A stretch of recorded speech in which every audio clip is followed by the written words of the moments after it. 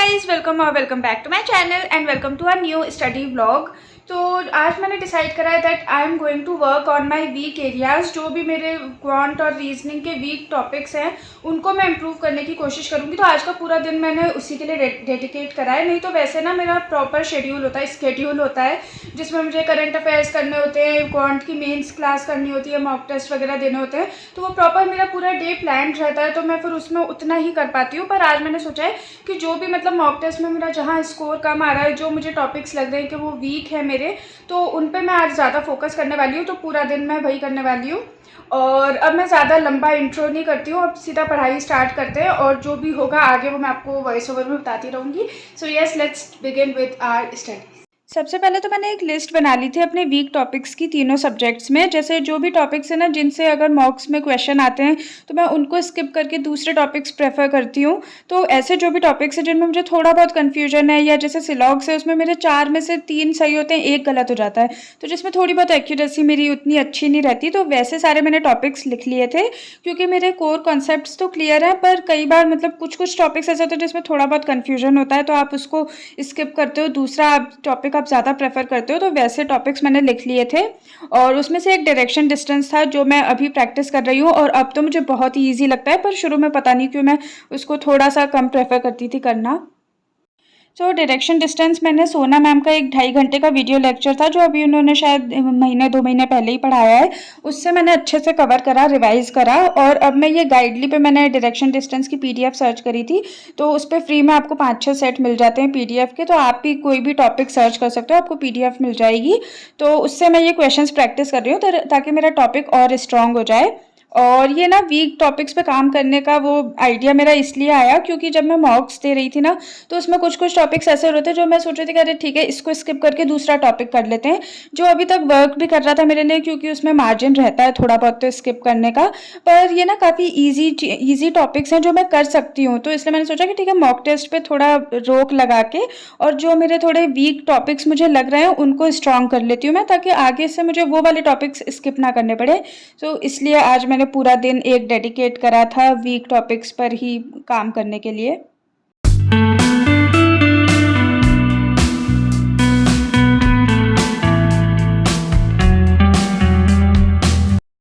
तो मैंने रीजनिंग से पढ़ना स्टार्ट करा था और अभी मैंने करे सिलॉग्स, डायरेक्शन डिस्टेंस और ईस्ट वेस्ट वाले पजल्स। ईस्ट वेस्ट बोल रही हूँ, flat and floor based puzzles जिनमें डायरेक्शंस दिए होते हैं। और अभी मुझे इतना अच्छा लग रहा है ना क्योंकि ये सारे टॉपिक्स मेरे पढ़े हुए थे ऑलरेडी, अच्छे से पढ़े हुए थे, पर ना मैं थोड़ा सा इनमें हेजिटेट करती थी। जैसे सिलॉग्स तो हर एक मॉक टेस्ट में आता है, तो सिलॉग्स तो मुझे अटैम्प्ट करना पड़ता था, पर उसमें भी मेरे ना कभी कभी थोड़ी एक्यूरेसी गड़बड़ हो जाती थी, 1-2 गलत हो गए जैसे। और जो वैसे थे फ्लैट एंड फ्लोर बेस्ड थे, तो मैं ना कोशिश करती थी कि अगर दूसरे क्वेश्चंस मुझे आते तो मैं इनको स्किप कर दूं। तो अब मैंने ना वो अच्छे से कर लिया। डायरेक्शन डिस्टेंस तो बहुत अच्छे से कर लिया यार, इतना इजी था, मैं पता नहीं क्यों उसको स्किप कर देती थी। पर हाँ, तो अभी ये मेरे टॉपिक्स अच्छे से हो गए हैं और उसमें कुछ भी नहीं था, बहुत ईजी टॉपिक्स है। आप लोगों के लिए तो ईजी होंगे, पर मुझे पहले थोड़ा ऐसा लगता था तो मैं स्किप करती थी। सो अभी मैंने ये कर लिए हैं और अब मैं करने वाली हूँ मैथ्स में मुझे करने हैं वो पावर बेस्ड सिंप्लीफिकेशन, और डेसिमल और फ्रैक्शन वाले भी कर लूँगी, वैसे आते हैं मुझे वो, और पावर वाले भी आते हैं, पर वही प्रैक्टिस मतलब अच्छे से स्पीड में, जैसे हम बाकी के क्वेश्चन स्पीड में करते हैं ना, तो इनमें थोड़ी स्पीड कम हो जाती है, तो बस वही प्रैक्टिस करनी है। तो अभी हम करेंगे मैथ्स में मैंने करे थे पावर बेस्ड और डेसिमल बेस्ड सिंप्लीफिकेशन, और केसलेट मैंने करी थी अपनी स्पीड इंप्रूव करने के लिए, क्योंकि मॉक टेस्ट में मैं मोस्टली उसको स्किप इसलिए करती हूँ क्योंकि वो थोड़ी सी टाइम कंज्यूमिंग होती है, तो उसको मैंने टाइमर के साथ प्रैक्टिस करा था। और गाइस, मॉक टेस्ट को ना एनालिसिस करना बहुत ज़रूरी है। जैसे पहले मैं क्या करती थी कि अगर मुझे कोई टॉपिक नहीं आ रहा तो मैं मॉक टेस्ट देती चली जाती थी और हर एक मॉक टेस्ट में उस टॉपिक को स्किप कर देती थी, जो बिल्कुल भी सही नहीं है। अगर आपका कोई ऐसा टॉपिक है जो आप मॉक टेस्ट में नहीं अटैम्प्ट कर पा रहे हो, तो आपको अपना मॉक टेस्ट रोक के और पहले उस टॉपिक को अच्छे से कवर करना चाहिए, और फिर जब वो टॉपिक हो जाए उसके बाद आप आगे मॉक टेस्ट दो, तो आपका स्कोर भी इम्प्रूव होगा, आगे से आप उसको स्किप नहीं करोगे। तो ये मैं पहले करती थी, पर अब मैं नहीं कर रही हूँ।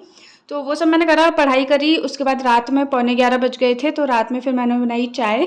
और हम बहुत ऑड टाइम्स पे चाय पीते हैं, पर मुझे तो रात में पढ़ाई करनी थी और मम्मी पापा का थोड़ा सा चाय पीने का मन था, तो फिर इसलिए मैंने रात में चाय बनाई। और अभी मैं ये निकाल रही हूँ मठरी। तो मछली खानी थी मेरे मम्मी पापा को और मुझे खानी थी आलू की भुजिया, तो मैंने निकाली अपने लिए आलू भुजिया। और अभी भुजिया में देखना आपको एक मुनैको भी दिखेगा, जो मुझे याद है क्योंकि मैंने वीडियो बनाई थी। तो हाँ, अभी दिखेगा आपको, ये देखो दिख गया। तो हाँ, ये चाय वाय पी थी मैंने, उसके बाद मैं वापस चली गई थी अपने रूम में पढ़ाई करने के लिए। So I am back in my room. चाय मैंने पी ली है और कपड़े भी मैंने चेंज कर लिए क्योंकि अभी रात का टाइम हो रहा है और रात के टाइम मैं चेंज कर लेती हूँ to be like more comfortable. और अभी मुझे थोड़ी सी पढ़ाई करनी है। अभी एक तो मुझे आज के करंट अफेयर्स करने हैं और उसके बाद मैं सोच रही हूँ कि मैं थोड़ी बहुत सेल्फ स्टडी करूँ। अब वो करूँगी कि नहीं वो पता नहीं, क्योंकि अभी ऑलरेडी टाइम बहुत हो गया, मैंने आपको दिखाया ही था। और अभी 1-1.5 घंटा मुझे करंट अफेयर्स में लगेगा। मैं देखती हूँ कि अगर मुझे आज रात में देर तक पढ़ाई करनी है या फिर कल सुबह टाइम पे उठ के कल पढ़ाई करनी है, सो दैट विल सी। पर अभी तो करंट अफेयर्स से स्टार्ट करते हैं। सो गाइज़, ये वीडियो थोड़ी सी पुरानी है, इट्स ऑफ 28 जून, पर मैं इसको एडिट करना भूल गई थी इसलिए अभी कर रही हूँ।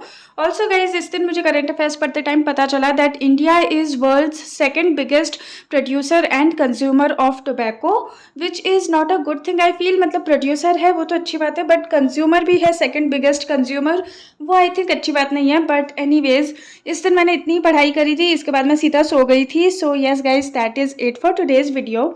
आई रियली होप ये वीडियो आपको पसंद आई होगी, और अगर आपको पसंद आई हो तो please like share comment and subscribe to my channel.